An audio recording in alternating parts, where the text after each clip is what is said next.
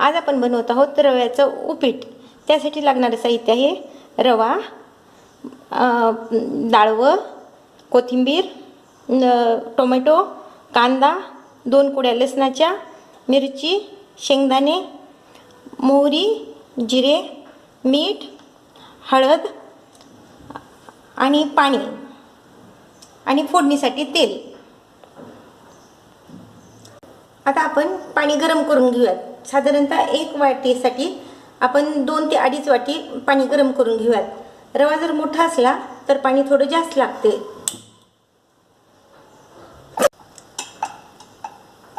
आता आपण रवा भाजून घेऊयात। रवा भाजताना त्यामध्ये 1 चमचा तेल टाकायचं।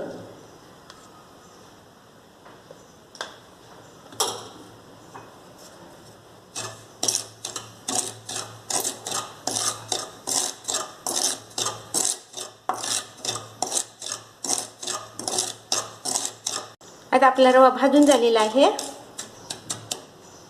आता आपण उपमा बनवूयात। त्यासाठी प्रथम तेल टाकायचं।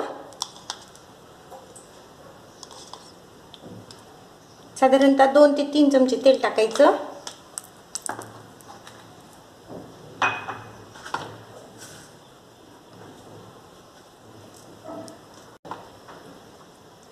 आता आपण मोहरी, जिरे,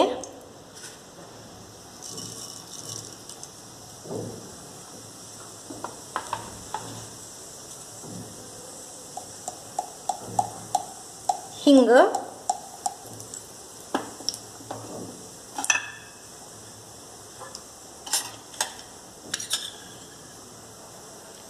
लसूण,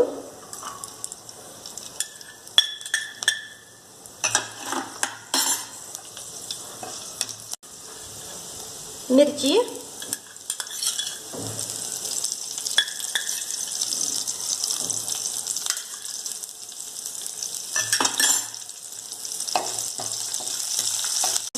थोडी उडीद डाळ,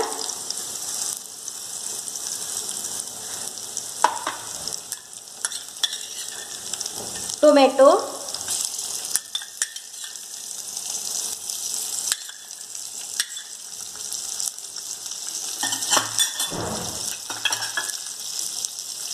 डाळवं आणि शेंगदाणे टाकून आपण थोडंसं परतून घेऊयात।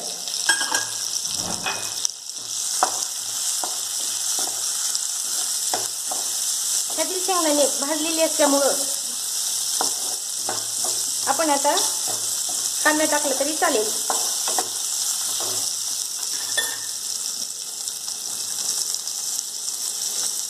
कांदा,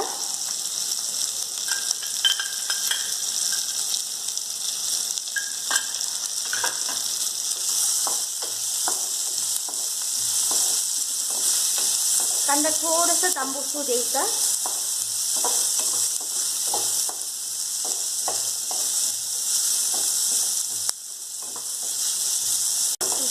आता आपला कांदा परतून झालेला आहे।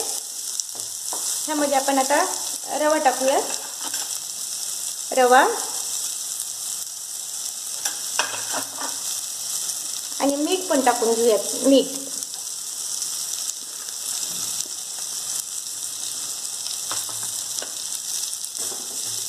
हे सर्व हलवून घ्यायचं चांगलं।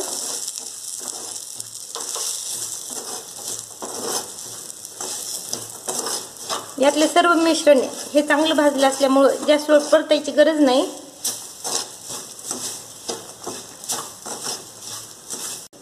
आता आपलं पाणी गरम झालेलं आहे। हे गरम पाणी ह्याच्यात टाकून घ्यायचं।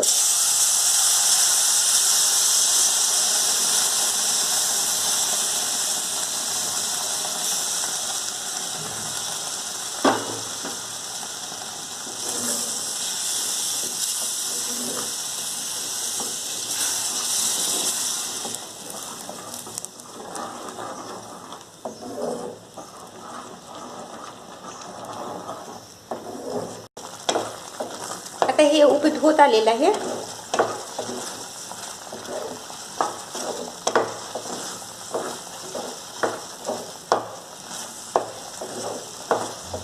मोठ्या गॅसवर 5 ते 7 मिनिट ठेवायचं।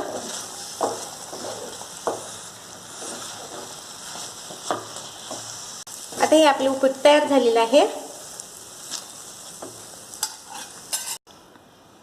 आता आपलं हे उपीट तयार झालेलं आहे. तर यावर कोथिंबीर भुरभुरून घ्यायची. नंतर चिंच असले, कोणाला चिंचेचं पाणी घ्यायचं असलं चिंच घेऊ शकतो.